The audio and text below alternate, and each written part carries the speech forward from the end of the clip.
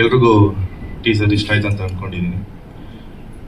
Sir ಕೇಳಿದಾಗೆ ಹೀರೋಗೂ ಮಾಡ್ತಾ ಇದ್ದೀನಿ, ಇವಾಗ ವಿಲ್ಲನಾಗೂ ಒಂದು ಟ್ರೈ ಮಾಡೋಣ ಅಂತ, ಒಂದು ಕಂಫರ್ಟ್ ಝೋನಿಂದ ಆಚೆ ಬರೋಣ ಅಂತ ಇದನ್ನು ಟ್ರೈ ಮಾಡಿದ್ದೀನಿ ಅಷ್ಟೇ. ಇವ್ರು ಹೇಳಿದೆಲ್ಲ ನಿಜಾನೇ. ಫಸ್ಟ್ ಟೈಮ್ ಫೋನ್ ನೋಡಿದಾಗ ಒಂದು 25 ಮಿನಿಟ್ಸ್ ಕತೆ ಹೇಳಿದ್ರು ನನಗೆ. ನಾನು ಏನಕ್ಕೆ ಇವನು ಹೇಳ್ತಾನೆ ನನ್ನ ಕತೆ, ನನ್ನ ಪಾತ್ರ ಹೇಳ್ತಾನೆ ಇಲ್ಲ ಅಂತ ನನಗೊಂದು ತಲೆಯಲ್ಲಿ ಓಡ್ತಾನೆ ಇತ್ತು.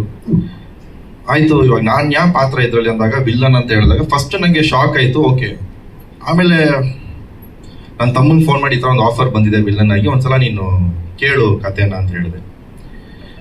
ಇನ್ನೊಂದೇನು ಖುಷಿ ಆಯಿತು ಅಂದರೆ, ಇಷ್ಟು ಒಂದು 8 ಇಯರ್ಸಿಂದ ಇಂಡಸ್ಟ್ರಿಯಲ್ಲಿ ಇದ್ದೀನಿ ನಾನು, ಎಲ್ಲ ಹೀರೋ ಆಗೇ ಬಂದಿರೋದು ನನಗೆ. ಬಟ್ ಫಸ್ಟ್ ಟೈಮ್ ಒಬ್ರು ನನ್ನ ವಿಲ್ಲನ್ ಆಗಿ ಒಬ್ರು ಇಮ್ಯಾಜಿನ್ ಮಾಡಿದಾರಲ್ಲ, ಆ ಪಾಯಿಂಟ್ ನಂಗೆ ತುಂಬ ಇಷ್ಟ ಆಯಿತು.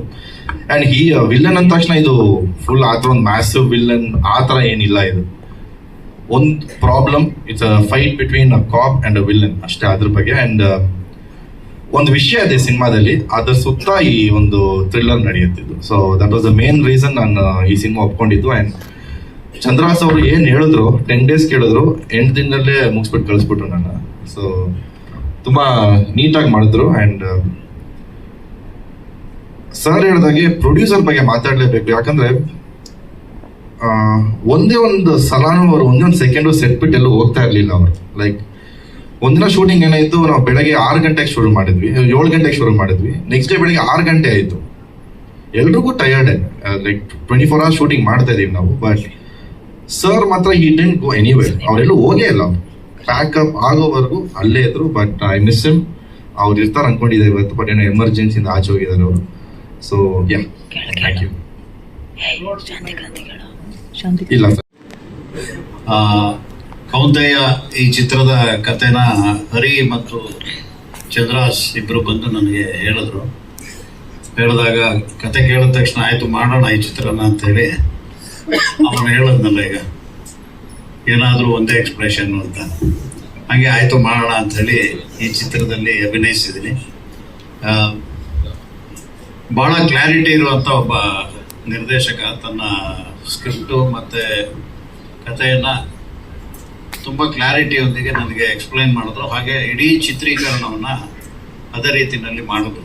ನನಗೆ ಇದ್ದಿದ್ದು ಒಂದು ಅನುಮಾನ ಏನು ಅಂದರೆ, ಇವರು ಹೇಗೆ ಕ್ಲಾರಿಟಿ ಇಟ್ಕೊಂಡು ಒಂದು ಸ್ಕ್ರಿಪ್ಟನ್ನು ಮಾಡಿದ್ದಾರೆ, ಅಷ್ಟೇ ಕ್ಲಾರಿಟಿ ಇವರು ಫ್ಲೋರಲ್ಲಿ ಕೆಲಸ ಮಾಡಬೇಕಾದ್ರೂ ಇರುತ್ತಾ ಅನ್ನೋ ಅನುಮಾನ ಇತ್ತು. ಯಾಕಂದರೆ ಇವ್ರ ಬಗ್ಗೆ ನನಗೇನು ಗೊತ್ತಿರಲಿಲ್ಲ. ಸೆಟ್ಗೆ ಹೋದ ಮೊದಲನೇ ದಿನವೇ ಇವ್ರ ಬಗ್ಗೆ ನನಗೆ ಗೊತ್ತಾಯಿತು. ಇವರು ಭಾಳ ಎಕ್ಸ್ಪೀರಿಯನ್ಸ್ ಇರುವಂತಹ, ಹಲವಾರು ವರ್ಷ ಕೆಲಸ ಮಾಡಿ ಅನುಭವ ಇರುವಂಥವ್ರು, ಮತ್ತು ಅದನ್ನು ಸರಿಯಾದ ರೀತಿಯಲ್ಲಿ ಎಕ್ಸಿಕ್ಯೂಟ್ ಮಾಡ್ತಾ ಇದ್ದಾರೆ ಅನ್ನೋದು ಮೊದಲನೇ ದಿವಸನೇ ಅರ್ಥ ಆಯಿತು. ಹಾಗಾಗಿ ಇಡೀ ಚಿತ್ರೀಕರಣ ಭಾಳ ಸುಲಲಿತವಾಗಿ ಮುಗೀತು, ಯಾವ ತೊಂದರೆಗಳು ಆಗಲಿಲ್ಲ. ಅದು ಪ್ರೊಡ್ಯೂಸರ್ ಪಾಯಿಂಟ್ ಆಫ್ ವ್ಯೂ ಇಂದ ಸುರೇಶ್ ಕುಮಾರ್ ಪ್ರೊಡ್ಯೂಸರ್ ಅವರು ತುಂಬ ಹೆಲ್ಪ್ಫುಲ್ಲಾಗಿ ಇದಕ್ಕೆ ಚಿತ್ರಕ್ಕೆ ಏನೆಲ್ಲ ಅಗತ್ಯತೆಗಳಿದ್ದಾವೆ, ಅಗತ್ಯವನ್ನೆಲ್ಲವನ್ನೂ ಭಾಳ ಉತ್ಸಾಹದಿಂದ ಪೂರೈಸಿದ್ದಾರೆ. ಹಾಗೆ ಜೊತೆಗೆ ಭಾಳ ಇಂಟ್ರೆಸ್ಟಿಂಗ್ ಅಂದರೆ, ಅವ್ರು ಇಡೀ ದಿನ ನಮ್ಮ ಜೊತೆ ಇರ್ತಿದ್ರು. ಅವರೇನೋ ಸುಮ್ಮನೆ ದುಡ್ಡು ಕೊಟ್ಬಿಟ್ಟು ಅಥವಾ ಸಂಜೆಗೆ ಬಂದು ನೋಡ್ಕೊಂಡು ಹೋಗೋ ಥರದ ನಿರ್ಮಾಪಕರಾಗಿರಲಿಲ್ಲ. ಅವ್ರು ಯಾವಾಗಲೂ ನಮ್ಮ ಜೊತೆ ಇದ್ದು, ಶೂಟಿಂಗಲ್ಲಿ ಬೆಳಗಿಂದ ಸಾಯಂತನಕ ನಾವು ಹೆಂಗೆ ಕೆಲಸ ಮಾಡ್ತಿದ್ವಿ, ಅವರು ನಮ್ಮ ಜೊತೆ ಇದ್ದು ಅದನ್ನು ನೋಡ್ತಾನೆ ಇರೋರು, ಅದ್ರ ಜೊತೆಗೆ ಇರೋರು. ಅದೊಂದು ಭಾಳ ಖುಷಿಯಾದಂಥ ವಿಚಾರ. ಮತ್ತೊಮ್ಮೆ ನಮಸ್ಕಾರ. ಸೊ ಈ ಟೀಸರ್ ನಿಮ್ಗೆ ಏನಾದರೂ ಇಷ್ಟ ಆಗಿದ್ರೆ, ನನ್ನೇನಾದರೂ ಏನೋ ಮಾಡಿದ್ದಾನೆ ಅನ್ನೋ ಕ್ರೆಡಿಟ್ ಕೊಡೋದಾದ್ರೆ ಅದು ನನಗಲ್ಲ, ನನ್ನ ನಿರ್ಮಾಪಕರಿಗೆ. ಸೊ ಇವತ್ತು ಬರಬೇಕಿತ್ತು, ಕಾರಣಾಂತರಗಳಿಂದ ಬರೋಕ್ಕಾಗಿಲ್ಲ ಅವರು. ನಾನು ಏನೇ ಕೇಳಿದ್ರು ಒಂದು ಮಾತು ಬೇಡ ಅಂದೆ, ಈ ಸಿನಿಮಾನ ನನ್ನಿಷ್ಟದಂತೆ ಮಾಡೋದು ಬಿಟ್ಟಿದ್ದಾರೆ. ಸೊ ಇದೇನಾದರೂ ಔಟ್ಪುಟ್ ತುಂಬ ಚೆನ್ನಾಗಿದೆ ಅಂದರೆ ಏನೇ ಕ್ರೆಡಿಟ್ ಹೋಗೋದಿದ್ರು ನನ್ನ ನಿರ್ಮಾಪಕರಿಗೆ. ಸೊ ಜೊತೆಗೆ ಹೇಳೋದಾದರೆ 3 ಜನಕ್ಕೆ ಸ್ಪೆಷಲ್ ಥ್ಯಾಂಕ್ಸ್ ಹೇಳ್ತೀನಿ ನಾನು. ಮೊದಲನೇದಾಗಿ ನನ್ನ DOP PL ರವಿ. ಸೊ ನಾನೇನು ಕನ್ಸು ಕಟ್ಟಿದ್ದಲ್ಲ ಅದಕ್ಕೆ ನಾನು ಜಾಸ್ತಿ ಚೆನ್ನಾಗಿ ತೆಗೆದುಕೊಟ್ಟಿದ್ದಾರೆ. ಕಣ್ಣು ಕ್ಯಾಮ್ರಾಗೆ ಏನು ಕಣ್ಣು ಅಂತಾರಲ್ಲ, ಅದು ನಿಜಾನೇ.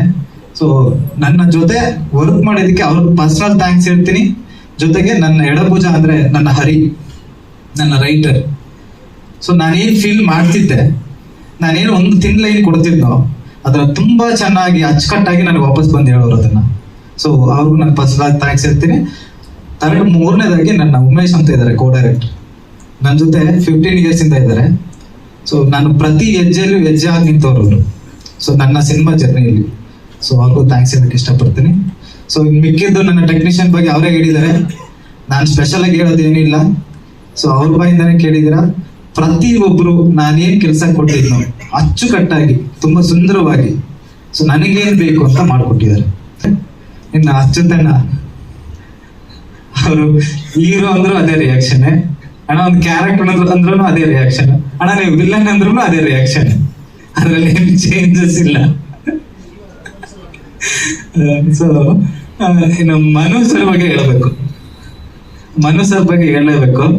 ಸೊ ಫೋನ್ ಮಾಡಿದೆ ಅವತ್ತೊಂದಿನ, ಕ್ಯಾಪ್ಟನ್ ಅಂತೀನಿ. ಕ್ಯಾಪ್ಟನ್ ಅನ್ನೋದಕ್ಕೊಂದು ರೀಸನ್ ಇದೆ, ಹೇಳ್ತೀನಿ ಮತ್ತೆ.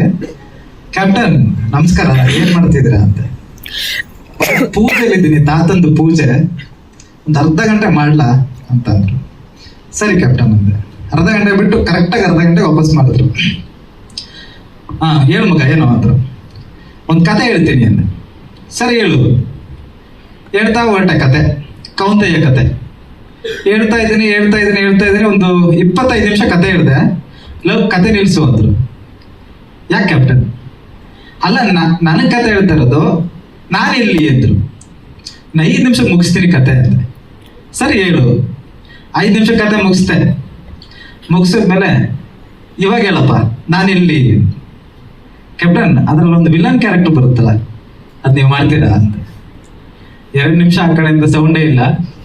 ಮತ್ತೆ ಮಾಡ್ತೀನಿ, ಕಾಲ್ ಮಾಡ್ತೀನಿ, ಕಾಲ್ ಕಟ್ ಮಾಡಿದ್ರು. ಅದಾದ್ಮೇಲೆ ವಿಕ್ಕಿ ಸರ್ ಕಾಲ್ ಮಾಡಿದ್ರು. ಮಗ ಮನುಗೆ ವಿಲ್ಲನ್ ಅಂದ ನೀನು? ಹ್ಞೂ ಸರ್, ಅವ್ರಿಗೂ ಕತೆ ಇರುತ್ತೆ. ಸೊ ಅದಾದ್ಮೇಲೆ ನೈಟ್ ಡಿಸ್ಕಷನ್ ಆಯ್ತು. ಡಿಸ್ಕಷನ್ ಏನಾಯ್ತು ನಂಗೆ ಗೊತ್ತಿಲ್ಲ, ಮನು ಸರ್ ಹೇಳ್ಬೇಕದು. ಅದಾದ್ಮೇಲೆ ನೆಕ್ಸ್ಟ್ ಫೋನ್ ಮಾಡಿ ನಾನು ಮಾಡ್ತೀನಿ, ಮಾಡೋಣ. ತುಂಬಾ ಸುಂದರವಾಗಿ, ತುಂಬಾ ಅದ್ಭುತವಾಗಿ ಮಾಡಿದ್ದಾರೆ.